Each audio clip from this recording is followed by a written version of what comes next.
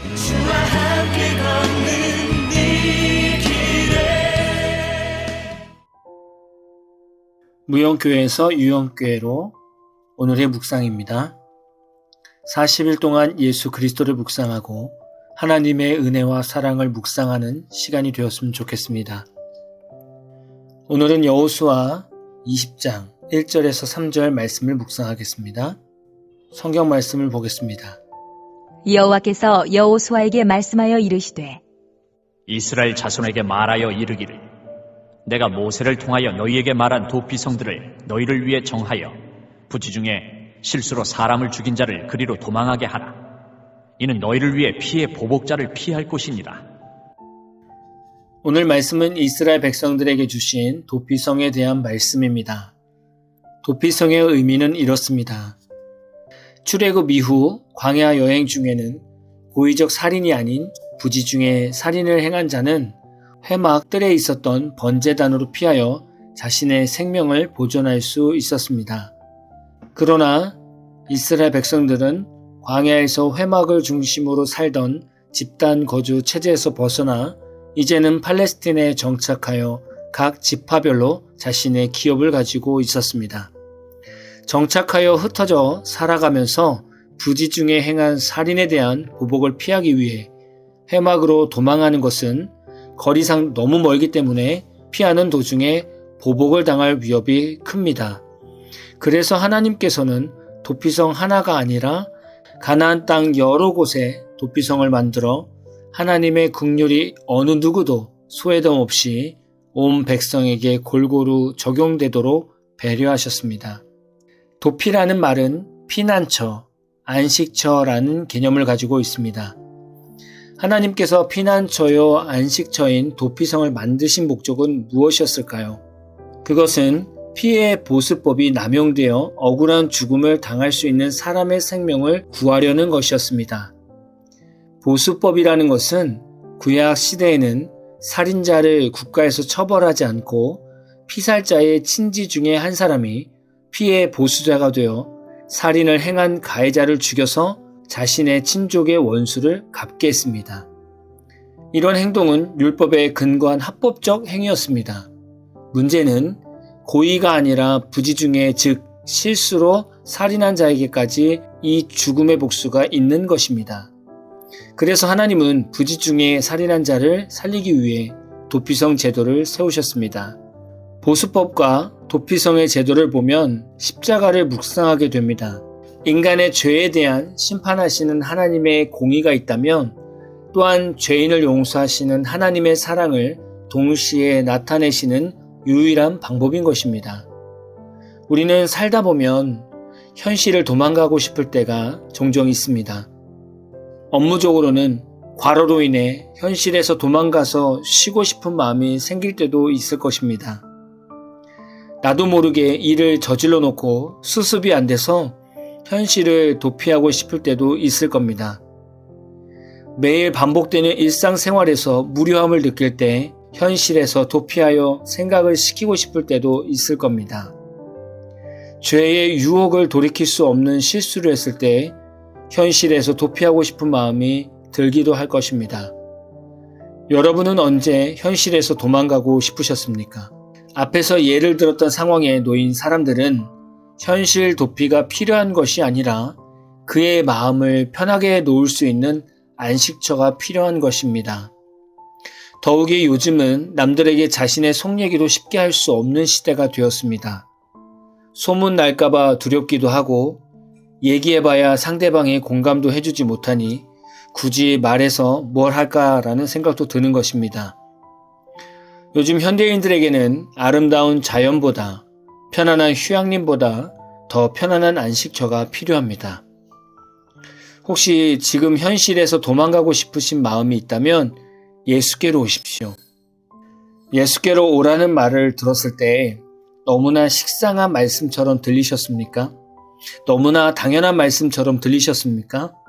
너무나 정답 같은 마음이 드셨습니까?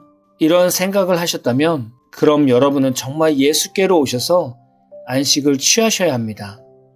신앙생활하면서 예수 안에서 근심과 걱정, 무거운 짐을 내려놓아 본 적이 있고 마음의 무거움을 예수님이라는 도피성 피난처에서 해결해 본 성도라면 아까 말씀드렸듯이 현실에서 도망가고 싶을 때 예수께로 오세요 라는 말을 들으면 아멘이라고 화답하면서 다시금 예수께로 도피할 마음이 생기게 됩니다. 세상에서 너무 치여 살면서 예수님이라는 도피성, 피난처를 잊고 산 것이죠. 그러나 예수 안에서 온전히 안식을 누리지 못했고 피난처인 예수를 경험해보지 못한 성도는 아무리 예수께로 오십시오라는 말을 들어도 감흥이 없습니다. 혹시 예수님의 피난처에서 온전한 쉼을 가져보지 못한 성도님이 계시다면 이참에 한번 도피성에 들어와 보십시오. 어떻게 도피성으로 가는지 모르는 분들을 위해 예수님의 도피성으로 가는 기도문을 남겨드리겠습니다.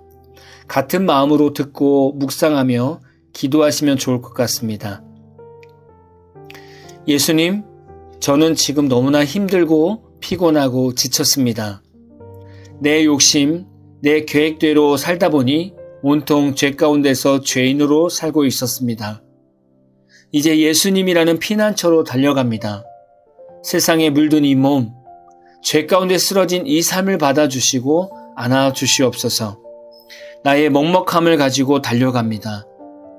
나의 억울함을 가지고 달려갑니다. 나의 패배의식을 가지고 달려갑니다. 이제 나를 안아주시옵소서. 이제 나를 평안함으로 인도하여 주옵소서. 예수님의 이름으로 기도합니다. 아멘. 이제 예수님께서 여러분의 마음속에 찾아오실 것입니다.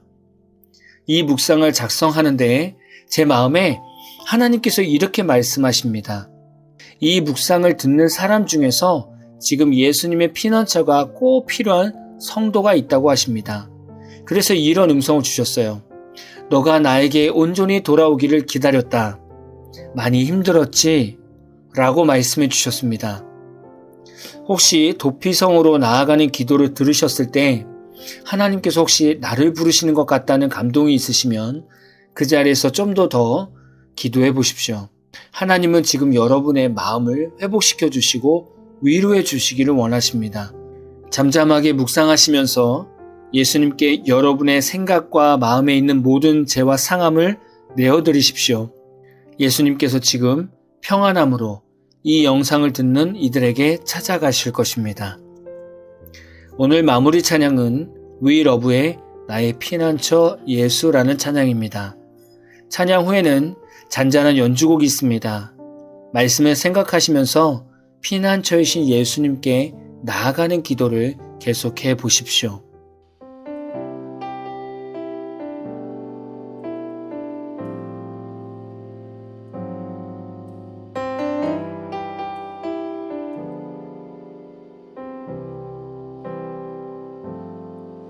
나의 피난처 예수 의지해요. 나의 피난처 예수 의지해요.